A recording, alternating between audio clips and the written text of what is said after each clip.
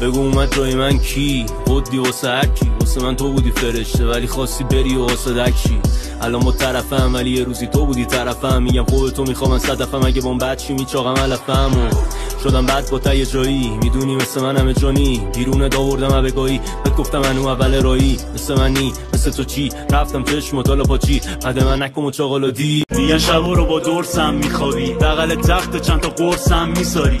اگه یکم بهم فرصت میدادی میفهمیدی تو اونی که کلم میخوامی. ولی من نبودم اونی که دور زده، پانک زدم به اونی که میسته ای پشت سرت. من اونی بودم که باختم تو رو، ولی مهم اینه واسه چیا کیا بردنت.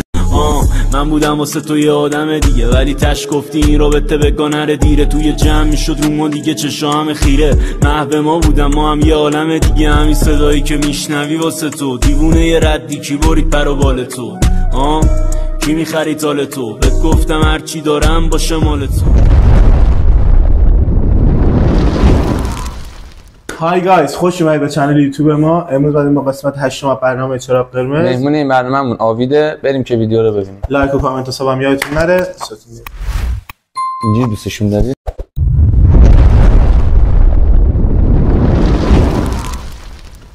سلام علیکم با طرفدار. یو بچه‌ها، آقا خیلی مخلصم. من آویدم. کمو بیش بکنم آهنگام کارمو گوش داده باشید. میرم تو 30 شهریور و اینکه در خدمتتون هستم. بیوگرافی کلی میدید. ببین من 14 15 سالگی رپ شروع کردم. یه ذره شاید قبل‌تر. بچهای هم دورم بودن دیگه. محمد کائلی بود، ایمان بیگوان بود، پوریا فستر بود، ایمان اسپید بود، بچهای جنوب سرخ. حالا اینایی که من میگم نمیدونم مثلا بشناسید نشناسید. آدرویت بود. آدرویت اون موقع میخوند. بودن دیگه. اینا بچهای هم دوره‌ای خودمن. کار زیاد کردیم ما هم. یعنی بیشتر تو میتینگا بودیم. ایمان بیگوان که دیگه نیست، یکی رفیق خیلی خوبم بود. محمد کائلی هست، کماکان بابک $100 بود. بابک کماکان من دارم دیگه. بیشتر بچه‌ها رو هنوزم داریم. اونایی که هستن. ایمانو دلم خیلی براش تنگ شده ولی نیست دیگه. اصلا نیافتمش. پوری فسرم هست، اونم دیگه حالا دنیای خودش. دلیل رپر شدنتون چی بود؟ دلیلی که موسیقی رو شروع کردید؟ ببین من از 7 سالگی 6 7 سالگی می اومدم مثلا اون موقع یه رادیویی داشت مادرم، بعد اینو میگرفت چیز میکرد، تنظیم میکرد روی مثلا موزیکای اندی، موزیکای سندی. من سندیو بیشتر حالا گوش میدادم. سندی کلا استایل هیپ هاپیش خیلی بیشتر بود. یه دونه آهنگ مثلا داشتش آقا میگه بوی فرند داری، رفیق گردن کلوف داری. گوش دادی؟ کلمه‌هایی رو استفاده میکرد که کاملا نیو بودن، مثلا 20 خورده ای سال پیش، 24 5 سال پیش. من با اون حال میکردم، گوش میکردم. مثلا 7 8 سالم بود، میخوندم باهاش، خیلی باحال بود. و همیشه توی ذهنم این بود که مثلا یه جایی باشه من برم اجرا کنم، یه جایی باشه من میکروفونو بگیرم دستم بخونم، همه بگم به بچه‌ها تو خفنی فلان، چقدر خفن میخونی. حالا کلا صدای مثلا آژیر ماتیز میداد صدام اون موقع، ولی چیزی که تو ذهنم بود خفن بودش. آره این چیزی که تو ذهنم بود این بودش. این کل داستان بود. اون علاقه یعنی از 6 7 سالگی شکل گرفته بود. ما هنوز نرسیدیم، من خودم به شخص هنوز نرسیدم به اون جایی که میخوام. شاید یه ماه دیگه، شاید یه سال دیگه، شاید 10 سال دیگه، نمیدونم. ولی درسته خیلی ول کردم، دوباره گرفتم، ول کردم، دوباره گرفتم. ولی خب دیگه این دفعه از کف دل، از ته دل شروع کردم و خدا رو شکر تو این مدت هم خیلی به من لطف داشتن. یعنی واقعا من بگم بچه‌هاتون یه دونه هیت نداشتم، دروغ نگفت، خداییش نداشتم. مثلا فالوورام نگاه میکنم همه فالو دارن، اصلا همه حال میکنن. خدا رو هزار مرتبه شکر همه حال میکنن، یعنی همه انرژی مثبت، همه چیزای خفن. اصلا هیت نداشتم، خدا رو شکر. یکی دو نفر اونم یادم نیست واقعا چی گفته بودن، اونم هیت نبود، در این حد بود که داداش تکست بیشتر کار کن. گفتم یه نظر داده بودن. آره گفتم چشم، من باز رو تکستم بیشتر کار میکنم. بین معروفیت و پول کدوم انتخاب میکنید؟ پول همه چی به خودش میاره. کجا برم علاقه من؟ میگم دیگه از 7 8 سالگی سندی دیگه. هم سندی؟ نه از سندی پایه ذهنی موسیقی هیپ هاپ بود. موقع هیپ هاپ بود دیگه، اون چیزی به اسم رپ شکل نگرفته بود که. من یه چیز جالب بهتون بگم بچه‌ها، من یه CD اومد دستم از یه دوستی، اونو نشستم گوش کردم، داخلش فکر کنم سامان ویلسون بود که زاخارات نمیدونم کسچر نگید از ویلسون بیاید پارک ملت بدبینتون. من فکر کنم 10 سالم بود این اومد دستم. آره دروغ بگم. از اونجا شروع شد. از اونجا اونو میگرفتم گوش میکردم، تکست خودم عوض میکردم، یه چیزی سوارش میکردم، یه چیزی سوارش میکردم، اونو میخوندم. حالا نمیگم کلیشه هست نیست، من یادمه چون یکی از رپرهای دیگه‌م اونم همچین حرفی رو زده بود، ولی واقعا منم این کارو انجام میدادم. اولش بود دیگه، حالا تا آره دل داستان من اصلا یادمه بچه‌ها یه بار با همون دوستم که اون سیدیو به من داده بود کل مدرسه رو دور زدیم، گفتیم رپ یعنی چی. 90% از بچه‌ها گفتن رپ یعنی پروردگار، اصلا نمیدونستن رپ چی. به خدا شنیده بودن. آره بقیه هم میگفتن شنیدیم نمیدونیم چی آهنگه، ولی خب بعضی که خیلی هیپ هاپی بودن، خیلی فرهنگ مثلا و حال لباس پوشیدن رو داشتن، میفهمیدن، میگفتن موسیقیه، یه نوع موسیقیه، میفهمیدنش. ولی اینکه بگم نه همه میفهمیدن، نه اینجوری نبود. بابا اون اوایل اصلا رپ اومده بود، یه پسره بود تو پایگاه بسیج، هی میومد به من میگفت کسخل رپ گوش نکن. گفتم چرا؟ گفت ببین خدا از 7 نفر آدمایی که رپ گوش میدن 8 نفرشون میبره جهنم. من خورتو بایدم هنوز نیومده چه آپدیتی داد خدا بابت این قضیه. آره دیگه من حالا خلاصه جهنمو خریدم دیگه، یه ذهنی هم بخوای قبول کنی. آره در حال حاضر فن رپری هستید یا نیستید؟ امینم 100 امینم. ایرانی گوش نمیدم من آهنگای ایرانی، واقعا به خدا گوش نمیدم. خارجی هم گوش نمیدم. بچه‌ها در جریانن دیگه، فقط ترک‌های خودمون. حتی آره تایمی که تو ماشینم هستم با حالا بچه‌ها میریم میایم، بیشتر تو کسکلک خنده‌ایم تا موزیک. که اینقدر تو موزیک هستید دیگه بخواید چی هم گوش کنید سردرد خودمونه دیگه. یه شکل دیگه حالا شاید دیوید یعنی پول دوست. واقعا یعنی پول دوست حریص. چجوری اسم انتخاب کردی؟ یه آقای خرچنگ تایپ دیگه. آره دیگه پول دوستم دیگه. آقا من پول دوست دارم چون با پول خیلی چیزا میشه گرفت. همه چیو میشه گرفت اصلا. خیلی چیزا فقط نمیتونی مرگ و چیز کنی که اونم تو ژاپن دارن روش کار میکنن دیگه. اونم بعد اینکه میمیری فریز میکنن جنازتو. فریز میکنن یا نمیدونم انتقال میدن حافظت رو روی یه ربات قرار 2050 واقعیش، ولی اون بشه قطعا اونو من میگیرم. با فکر کنم من یه ربات سخنگوام. بقول پیش رو از اولی کریرتون تا الان از رپ درآمدی داشتید موزیک و اینا؟ آره اما اوایل خیلی اون 10 سال پیش مثلا 13-14 سال پیش که میرفتیم تو میتینگ، اصلا کار من چی بود؟ میرفتم تو میتینگا، اونایی که پولدار بودن رو تارگت میکردم، میگفتم بیا برات آیمان. ببین یه بار من یه بیتو به 50 نفر فروختم مشتی. بازاریابی قوی بوده. به 50 نفر فروختم به جان خودم. خدا رو شکر هیچ کدوم نیومدن بالا. متوجه نشدن اصلا. نه هیچ کدوم نیومدن بالا که متوجه شدن من چیکار کردم باشون. آره. از حق فیت بدی به رپ بدی؟ آره حسین 100 حسین. تا حالا تو ترکاتون کسی رو دیس کردید یا تیکه چیزی انداختی؟ نه. لاو دیسلاو کارای ما یه گاید مشخصی داره، یه چارچوب مشخصی داره. بعد ما با کسی مشکلی نداریم، واقعا مشکلی نداریم. ببین مشخص اونی که میاد میگه اینجا برای من، این منطقه برای من، اون گو میخوره. اون منطقه یا واسه شهرداریه یا واسه اوقافه یا واسه جهاده. خلاصه واسه اون شخص من میدونم نیست. آره یعنی یه روز بخواد انگولک کنه چی جواب نمیشه. نه بابا اصلا انگولک میکنن دیگه. همین الانشم قدیم که خیلی بود انگولک میکردم، من اصلا ریاکت نشون نمیدادم. یعنی من همیشه تو ذهنم میگم خب چرا باید اصلا چه دلیل، یک دلیل باید بر خودم بتراشم که با طرف برم توی دانس. نمیبینم وقتی دلیل، نه که من خیلی خفن باشم، نه آقا من تو اون تایمی که میخوام برم با یکی درگیر شم فلان کنم کار میکنم. اون زمانو میذارم روی کار دیگه. آره کار میکنم. ببین یه مسئله واقعی هست، اونم اینه که اگر تو برای خودت تلاش نکنی باید بری سر تو کونه بقیه کنی و از اونا ایراد بگیری. پس که مشخصه دیگه ساید من چیه. زندگیتون یه فیلم بود. آره بگاهی‌های آوید. خاطرات خوش با آوید 10 سال پیش. اینم میتونی بذاری. کدوم دوره رپ فارسی بیشتر دوست داشتید؟ از نسل 1 تا 5. داداش من نسل 1 بابک تیغه، تتلو، حسین، پیشرو. این خیلی یک این بچه‌ها خیلی کارهای خوبی هم میدادن. حتی توی فم رضایار هم من دوست داشتم. شاهین فلاکت هم دوست داشتم.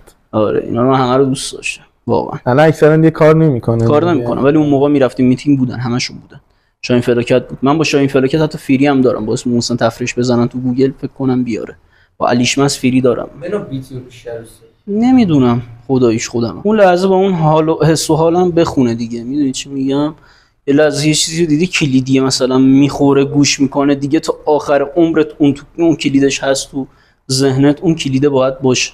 یه چیز باشه که کلیدش بخوره من حال کنم همون لحظه. حالا یه بیت باشه مثلا بگم بیا این بیت خیلی هم خفن باشه، من باهاش حال نکنم باورتون نمیشه. یه کلمه نمیتونم روش بنویسم. یه کلمه حس باید بیاد. اصلا نمیتونم نزدیکش شم واقعا. یه موقع از تو زندگیتون حال هیچی نرید، با کدوم ترک ازتون بلند میشید که ادامه زندگی رو پیش ببرید؟ من کجا باران کجای همایون شجریان، یا رب هایده. یا رب با بچه‌ها زیاد دوست دارم. هایده لژندری خفن. خیلی خفن. نمیتونم اصلا کتمانش کنم. 10 سال دیگه خودتون رو کجا می‌بینید؟ 10 ماه دیگه‌مو ذهنی بستم که بهتر کنم. ان شاءالله. 10 سال دیگه رو نمیدونم. ولی اگه ظرفیت باشه، به نظر من همیشه باید ظرفیت باشه. ظرفیت باشه قطعا جای قشنگی. ظرفیت نباشه فکر نمی‌کنم اونقدر پیشرفتی داشته باشم. ولی به نظر من آدم‌ها با ظرفیتشون شناخته میشن. ظرفیت رو باید داشته باشم. اصلا باید ظرفیت ایجاد شه درونت. من خودم کار دارم میکنم، زندگیمو دارم میچرخونم، کار من بد نیست، ولی اگر 5 سال پیش این پولایی که الان داره میاد تو حساب من میومد قطعا خودمو به گام میدادم. تایمش نبوده اون موقع. نه ذره شد. 1 میلیون تومان گرفتم، خوشحال شدم، یه لول اپ شدم، 2 میلیون، 5 میلیون، 10 میلیون، 15 میلیون، 50 میلیون، 100 همینجوری رفت بالا. همینجوری هی ظرفیتم رفت بالا، لول اپ شدم. میدونی ندید بدید بازی اون اوایل من یه ذره پول اومده بود دستم. مثلا میرفتم یه چیزی بخرم، خب میگفتم به یارو مثلا 5 میلیون تو کارتم بود، مثلا اون دوره‌ای که 5 میلیون خیلی بود، مثلا به یارو میگفتم آقا یه موجودی بگیر ببین پول قرار بود بزنن زدن.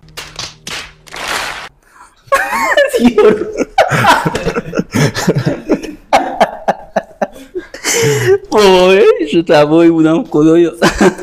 آره اینجوری بود دیگه. اوایلش بود دیگه. من آدم خیلی چیزیم میگم، چیز فنونی نداره، اینجوری بودم دیگه. ولی خب ذره این لول اپ شد. میدونی دیگه الان نمیرم موجودی اس ام اسش میاد. خیلی خوب. کدوم فیتتون رو بیشتر دوست داشتید؟ فیت ممزی و سیاه و صفایی. این فیت فکر کنم خفنی باشه. خودتونم توش بودید دیگه؟ آره خودم داخلش بودم. برس 4 پشیمون که حالا نه، اونی که باید میشده نشده. تیتر با بیگی، با بیگ موری، اون چیزی که به نظر من باید میشد نشد. اگه قرار باشه 2 نفر اوکی کنی که با هم فیت بدن، اسپانسرینگشون رو بگیری، کی اوکی میکنید؟ امینم و تراویس. ایرانی دیگه همشون با هم جوینن دیگه. حالا نمیدن آخه، فیت نمیدن آقا. فیت نمیدن. مثلا پیشرو هیچ کس الان با هم کار نمیدن چند ساله. پیشرو هیچ کس. اگه قرار باشه یه طرف تا آخر اون گوش بدیم. بازگازین مرلی منسون. جمع از خنده دیگه. اینو خدای پیدا شد برام بفرستین، خیلی من گوش میکردم. هر چیز زدم گوگل روغن تروس میورد گفت منظور شما این است. حالا انشالله که این اسمش، ولی واسکازی یا واسکازی. آره اون خیلی باحال بود، من خیلی اون حال میکردم. نمیدونم چرا. آره تصویرش خیلی عجیب غریبه، عاشق سوسک شده داخلش، خیلی عجیبه. اگه قرار باشه 5 تا ترک انتخاب کنید چی؟ واسکازی 5 بار. واسکازی 5 بار هر روز. واسکازی بگو یا رب. شجریان همون موزیک من کجا باران کجاش، شجریان پدرش محمد شجریان از خون جوانان وطن، علیرضا طلیسچی بارون اومد و یادم داد. یه نفر از رپ فارسی حذف کنیم میشه. همه بچهای رپ ببین هر کسی که داداش اومده بالا زحمت کشیده. همه، یعنی اصلا نمیتونیم اینو کتمان کنیم، کسی نمیتونم حذف کنم اصلا. این اند بیرحمی الان بیام این حرفو بزنم، همشون کسکش. فقط خودمون باشیم بالا. نه این که شوخیه، ولی قوی ترین لیسترن شدن فارسی. حسین به فدایی. کی 69. آره من گوشش ندادم ولی چون حسین داشتم متموم زده. ملتفت یا زد بازی؟ آره بابا زد بازی قدیم یا زد بازی؟ همیشه خفن بوده خداییش. بعد زد 7 شدن. زد 7 چیه؟ اون لیتو خلص هم اومدن تو زد بازی. اوکی اصلا زد بازی اوکیه کلا، یعنی بیس اوکی داره، خفنه. جی آهنگساز خوبیه، البته بعد مانی. بیا مانی دوباره بیا. کوچولو تمام. جیگر من دادا شبیه. زد بازی همیشه خفن بوده دیگه. من آخر رفتم اون تکمیله آخه. خفنن دیگه. حالا واسه باشن نباشن من نمیدونم ولی خفنن. بس. حالا باشن نباشنش به خودشون ربط داره دیگه ولی خفنن. بدترین رپر نسل 4. یادش باز میگم ببین شخصی رو که دارن گوش میدن طرفدارای خودشو داره، یعنی دارن باش حال میکنن. گرفتی چی شد؟ ولی بدترین رپر از لحاظ فلو، چینش که معروفه، چینش، فلو، تکست به نظر من توماچ سال آره آجی خیلی کاراش تکساش خیلی بده، یعنی رو بیت و اینا نمیشه. آره نمیشینه بابا، اصلا قافیه نداره. نمیدونم مثلا 15 سال پیش شاید ما اینجوری رپ میکردیم. لول اپ نشدن؟ نه اصلا لول اپ که اون بنده خدا همون بود و گرفتنش بعدش وقت نکرد لول اپ، وقت نداشتی برای اون. حالا ان شاءالله آزادیش. من که دوست ندارم هیچ هنرمندی گوشه نه هیچ هنرمندی، هیچ آدمی که بیس بدی نداشته باشه رو دوست ندارم داخل زندان باشه. مثلا چند تا سوال می‌پرسن. آره کوتاه جواب بدید. درست. هر جور راحت. درست. کاغان یا مهدی؟ هیچ کدوم. آهنگساز خودم. آهنگساز خودتون. نه دیگه نمیخواد بیاد. اومدی بچه‌ها اصلا گورش بزنید. پوری زد یا هیپاپولوژیست؟ پوری کیه داداش؟ پوری زد. پوری زد شاپور. پوری بابا شاپور کوسلو. رپ فارسی ته 20-25 سالی که ازش گذشته به جایی که باید رسیده؟ آره خوبه، دارن همزمان با غربی‌ها میان جلو دیگه. اونور امینم ترک میداد، اینور بچه‌ها کاور می‌کردن. اونور تراویس ترک میده، اینور بچه‌ها کاور میکنن. همیشه این بوده دیگه. یه سطح دارن میرن. همیشه همین بوده دیگه. همیشه چشمشون دنبال اونور بوده دیگه. تنها رپری که من فکر کنم دنبال روی غرب نبوده سورنا بوده. نظر شما چیه؟ همونه. فکر می‌کنم همونه. کلا اصلا فرق میکنه. کلا با دنیا کلا فرق میکنه. فضاش کلا فضای ذهنیش فرق میکنه. آره. من طرفدار خاص خودشو داره. آره. سنگینه. اگه یه روز رئیس جمهور بشی چی تو کشور عوض می‌کنی؟ هر چی باشه بهش فکر نکرده بودم تا حالا. مثلا میگه آموزش پرورش رو میکوبم دوباره از اول میسازم. یکی میگه ویت شاپ میزنه. ویت شاپ چی؟ آها من فکر میکنم اگر رئیس جمهور شم یک چیزی رو قرار باشه فید کنم دیگه، نباشه عوضش کنی یا فیدش کنی بره کلا یه چیز جدید بیاری به نفع مردم باشه راحت‌تر زندگی کنن. اگر قدرتم برسه زورم برسه آدمای افراطیو حذفشون میکنه. اصلا افراطی‌ها همیشه کیریان. فرق نمیکنه داخل خودش نباشن. خب آخه نمیشه، تناقض داره. نباشن بهتره. چرا تو اتریش نیستن؟ اگه یه روز از زندگیتون باقی مونده باشه اون روزو چیکار میکنید؟ 24 ساعت فقط زندگیت. مست میکنم، یه نامه مینویسم واسه دوستام، خانواده و بهشون میگم که دوستتون دارم. قلبی ایراداتون هیچ وقت تو چشم نیومد. قشنگ بود. این کارو میکنم. ترجیح میدم این کارو بکنم. از بین این سه تا لیبل دوستی وارد کدوم؟ هیچ کدوم. ما لیبل خودمون رو داریم.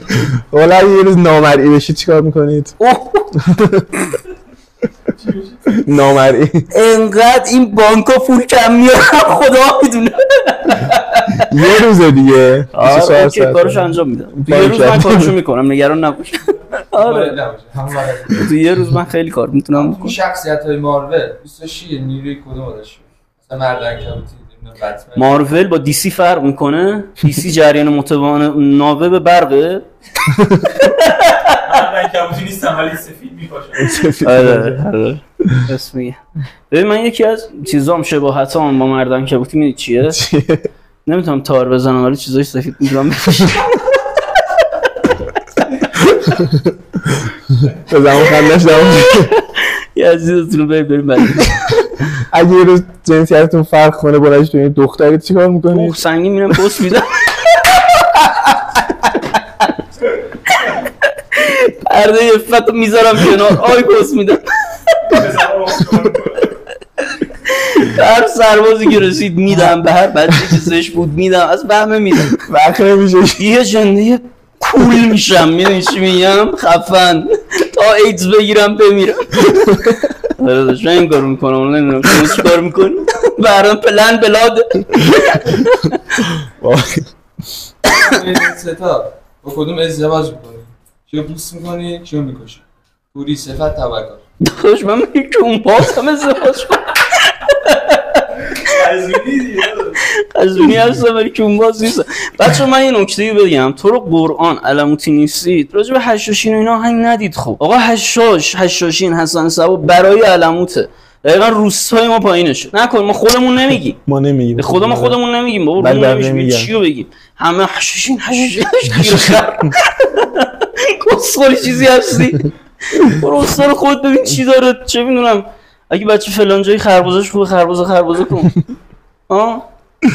با کدوم این سه تا حاضری بدی توی رینگ؟ هیدن، شاهین نظفی، تتلو. شاهین خطرناکه بابا. شاهین رو انتخاب. اوکی دیگه با اون یکی علاوه دارم شاهینم باحاله، ولی خب با شاهین 100%. حالا سوال قبلی از جواب نداد. با کی ازدواج می‌کنی؟ با کی بوس می‌کنی؟ ازدواج از کنکله، بوسم کنکله. اون یکی کی بود؟ میکشم؟ آره. پوری صفت تبکر. نمیدونم چرا داریشو دوستش دارم ندیدمش حقیقتا، یعنی باش دیلی نداشتم، ولی اسم میکنم که خیلی با استعداده، ولی یه جای کار یه سان مسیرش کج شده. خیلی کج شده. آره یه سان خب تو طول زیاد خیلی میشه. یه سان داریشو میکشیم؟ نمیکشم نه. هیچ کدوم نمیکشی؟ صحبت میکنم یه دل سیر. صفت نه. پوری هم که نمیکشی؟ پوری هم نه. یکشونو بکشی. اوکی. داریوشو میکشم. داریوشو میکشی؟ چیکار کنم دیگه؟ کی با خود باید دعوا پوری صفت حسین داش حسین رو میبرم. حسین دعوایی. داش حسین رو میبرم اصلا اونجا بشینه نگاه کنه ببینه داداش چیکار میکنه. حسین همونجا هست بس میخوره داداش. حسین همون پشت وایس بسته دیگه. آره همون کافیه. نمی‌دونم. ترک مورد علاقه خارجیت؟ آسگازی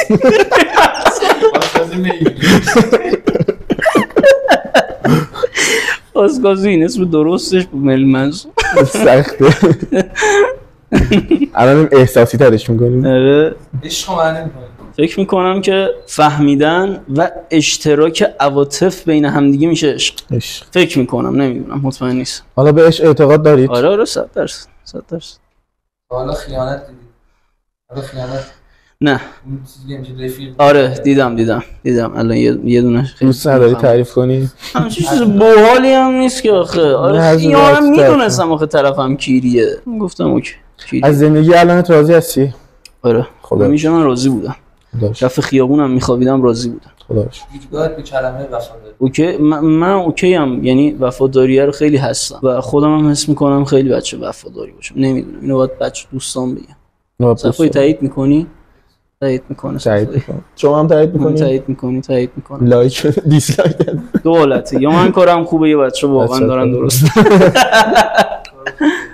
آخرین حرفی که به کسی که دوستش داری؟ یه میخورم تو قربونت میرم. اعتماد برای من معنی اعتماد کلا همه رو دوست دارم و سیستمی که دارم، ولی اعتماد کردن خیلی سخت ایجاد میشه، خیلی سخت. یعنی اینجوریه که پاشم یهو به خودم هم شک کنم. مخصوصا تو الان تو دور زمان اصلا اعتماد اصلا نمیشه کرد. آره ولی خب انسان‌هایی که دور منن انقدر با شعورن که بفهمن من به یک موضوعی حتی شک کردم، سریع اونو واسه من اصلا نمیذارم برای من تو مخیشه. میان توضیح میدن که اصلا نمیذارم برای من این قضیه تو مخیشه. انقدر که اینا خب بالاخره فاوندر من بود.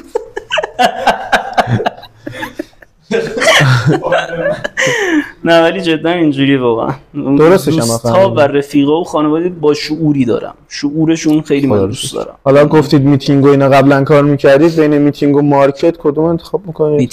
میتینگ همه استعدادا میان. میتینگ اتفاقا یه برنامه رفتم ضبط کردیم اونجا. چه خوب. با ایونت رپساز ما خب میتینگامون رو رفتیم. الان نمیدونم چه خبره. الان میتینگ نیست اصلا. الان ایونت بهش میگن. آره میاد اون وسط میخونه، بقیه لایک میکنن دیسلایک میکنن نیست. قبلا وای میستاد جلو، این ور داستانم ما وای میستادیم. میخوندیم کار به فوش میرسید، کتککاری میشد و تمام میشد. نه الان دوستانه شده دیگه. نه اون موقع اصلا فرهنگ سازی چی بابا. من یه دونه کلیپ هست از میتینگ های قدیم ترند شده، میاد پسر از پشت یه دونه میخوابه. آره خارت همتون فلا. اونجوری بود میتینگ های قبلی، اونجوری بود واقعا. قدیم اونجوری بود. اصلا لاشخورآباد فکر کنم یه دونه هم بود تو اسلام شهر، علی بابا اینا بودن، دعوا شد. نمیدونم شنیدید یا نه. علی بابا مگه اون دیسلاف نمیخونه؟ آره تو میتینگ هم اومده بود، تو واوان زدنش. آره دیگه حالا نمیدونم همین داستان شد. اگه معروف بوده باشه و زده باشنش با نیموش. علی بابا دیسلاف که میخوند، شناختید دیگه؟ علی بابا رو میشناسم. آره بابا علی بابا رو خب الکی نمیشه گفت نمیشناسم، میشناسمش. دیسلاویه دیگه. بعد نیموش با علی بابا زده؟ نمیدونستم. کی زده؟ همون قدیم، همون دوباره با نوکیا فیلم میگرفتن. فیلماش هنوز کرده؟ ترک دارم. فکر کنم میگه بیف کرده. نیموش اشتباه کرده. نیموش خیلی خفنه. بعد اصلا با اون چیز میکرد. شعراتو کی می‌نویسی؟ چه حالتی می‌نویسی؟ شعرامو ماشین بیت میذاریم هی وایس میگیریم نه اصلا تا مصرف نکردم. خدا رو شکر. اصلا مصرف نکردم تا حالا. نظرتون راجع به دخترها و اعتماد بهشون؟ دختری که خوب باشه باید بهش اعتماد کنی دیگه. یه جمله داشت میمد نه در کنسل کلا هر دختری که کیری باشه کنسل. یکی میبینی آویزونه، مثلا اون آویزونه کنسله، رو مخه کنسله، گیر میده کنسله، نمیذاره چکش کنی کنسله، به کم باشه کنسله، گشنه باشه کنسله. گشنه بودن خیلی عجیب. چه پسری کنسله؟ چی؟ چه پسری کنسله؟ ببین پسری که بچه‌ها این خیلی من بهش فکر کردم، جدی دارم میگم، ساعت‌ها فکر کردنمو خدا ساعت‌ها فکر کردنمو میخوام انتقال بدم بهتون. پسری که حوله ولی روکش غرور ریخته رو خودشو میگه نه من اصلا اینجوری نیستم، کیری کنسل. من سیگما کیری کنسل. این آدم میگادت، اینو یادتون باشه، این آدم میگادت. با این آدمو نه رفاقت کنی نه فلان، چون خیلی ایزی میفروشدت ولی خودم در جریان نیست. آره خوش پرده میفروشه. آره خیلی کیریه ولی میفروشه میره. محمد نور یه سیگمای عوضی اول. چند تا آلبوم نشون میدم، بین شیکشو باید انتخاب کنی. شب رد پای تنهایی، حسین صادق، مجاز. داداش من گوش ندادم هیچ کدومو. نه. تنها در خانه کوروش اصلا گوش ندادم. اون پایینیه رو گوش دادم. آماده باش. یه سری دلایل. 78 اتصالی. اینا رو گوش ندادم. 78 رو گوش ندی؟ اتصالی برق نیست. گوش ندادم. 78 برای کیه؟ قتلو. 78 تک ترک گوش داده باشم، ولی اینکه بشینم دانلود کنم گوش کنم. آلبوم تلافی مثلا کدوم موزیکاش بودن؟ مثلا تازیانه بوده، حرمسرا بوده، افعی بوده، خانم وزیری بوده، بزنم نفت بیاد، اینم گوش دادم. مال من باش بوده، منسه بوده، گردن همه رو گوش. آره دیگه من اتصالی هم که همش فیت بوده. اتصالی کی بوده؟ چت بیت. نه همش فیت بوده. نسخ نسخه فیل. داداش اینم یه دو تا ترکش گوش دادم. حالا کدوم انتخاب می‌کنی؟ کدوم انتخاب کنم؟ فکر کنم داداش گاتفوری بهتر باشه، فیل بهتره. آره زاخارنامه دوران طلایی. زاخارنامه رو گوش دادم.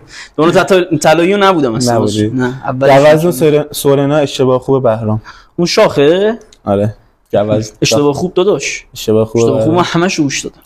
همه رو گوش دادم. آره من تا عکس رپر می‌ذارم الان. اوکی داداش. اوکی برام خفنه.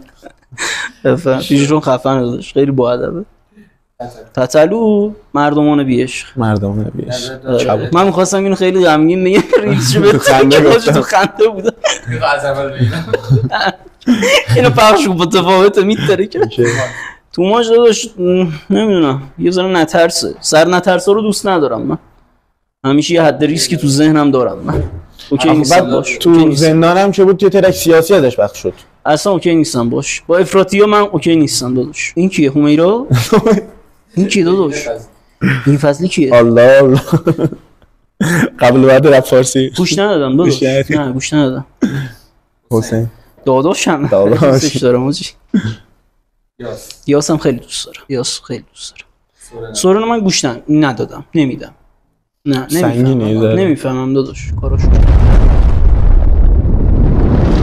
شما یه خاطره طنز به ما بگو، یه خاطره غمگین داداش. رپی باشه. حالا رپی باشه. آقا من یه رفیقی دارم محمد صالحی، محمد لوره بهش میگفتیم. خب هنوزم رفیقیم با هم، یعنی 15 سال میگذره هنوزم ما هم رفیقیم. ما تو پارک بودیم، بعد یه دونه کار بهرامو گذاشتم گوش کنیم با هم. تو گوشی اون موقع کا 750 فکر کنم داشتم، W700 داشتم، سونی اریکسون بودم. گذاشتم و کار فکر کنم افسوس واسه تو ای دل ساده اونو گذاشتم و میکس این آهنگ یه جوری بود لفت رایت بود. خب اون موقع هم این گوشی ها کلا فقط رایت داشتن، یعنی کلا یک قسمت بلنگو رو داشتن. اون رایت موزیک رو پخش میکرد، لفت وکال. منو گذاشتم دیدم وکال نداره، گفتم چرا وکال نداره؟ بعد همون لحظه من اینجوری کرد چه بیت خفنیه. گفتم خوشت اومد ازش؟ گفت آره. گفتم داداش این پسر خاله‌ام زد. گفت جدی؟ پس بشینیم بنویسیم. نشستیم نوشتیم. این گفت من نمیذارم تو بخونی، خودم میخوام رپ کنم چیز کنم چونی بازی در. گفتم نه اوکی داداش خود برو بگی. آقا این رفت استودیو، دیدم یه شماره 22 یه همچین چیز 44 بود، شهرام بود استودیو اون موقع. زنگ زد به من و گفت الو محسن کیر هم نه. گفتم چرا؟ گفت اینو من گذاشتم این که میخوره جاکش. گفتم نه بابا اون کامپیوترشون ویروسی بوده وکال افتاده آهنگ. گفت کسچر نگو ویروس مگه میکس منه.